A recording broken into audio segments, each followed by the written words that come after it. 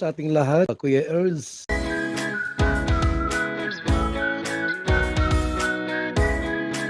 Mapagpalang araw sa iyong lahat mga idol. Muling pagbabalik sa ating YouTube channel, Kuya Ers. Maganda ang ating topic ngayon mga idol. Patungkol po ito kay Idol Mikoy at Idol Krista noong nandun po sila sa Hong Kong. Yan po ay sama-sama nating tutukan mamaya mga idol. Pero bago ang lahat, atin mo nang batiin ang ating ama ng Kalingap, Kuya Bal Santos Matubang, Idol Kalingap Rab, Ate Edna Vlogs at Ma'am Jack Tapia Matubang, at sa lahat ng ating mga kasamahan ng Kalingap Reactor Partners, kaibigan ng Charity Vloggers. At syempre mga idol, atin rin batiin ang ating mga silent viewers, silent subscribers, at lalong-lalo na rin po ang ating mga magigiting na OFW na nagtatrabaho sa ibang bansa para matulungan ang kanilang pamilya. At walang ibang libangan kundi ang manood ng mga Kalingap serye. At ingat po dyan sa ating mga kababayan dyan na OFW na sa Middle East.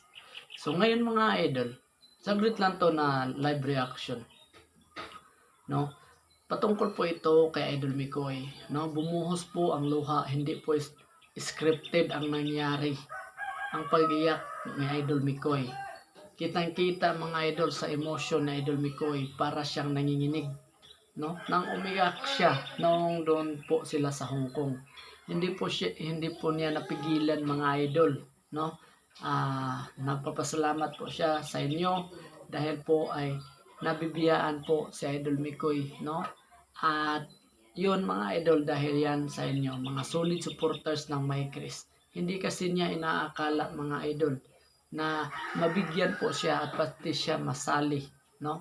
Na may maraming blessings. Ang akala niya ay si Krista lang ang kanilang tinutulungan ng Kalingap para magkaroon ng sariling bahay, mabigyan ng good opportunities sa Kalingap. At dito mga idol, si Idol Mikoy mismo bumuhos ang luha, emosyon, at nanginginig pa ang kanyang katawan habang ito ay umiiyak. So hindi po ito scripted mga idol. Kusang lumalabas ito sa isang tao mga idol. Pag yung nararamdaman po ay galing sa puso mga idol, no?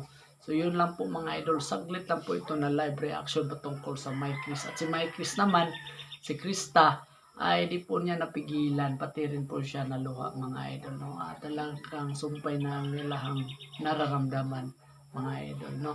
So saglit lang ito, sana po ay nagustuhan nyo po ang ating panibagong reaction mga idol. Huwag kalimutang mag-like, comment, share at subscribe mga idol dito kay Kuya Ers para lagi kayong updated sa susunod nating mga uploads mga idol. Ingat kayo lagi. To God be all the glory. Bye bye and be blessed.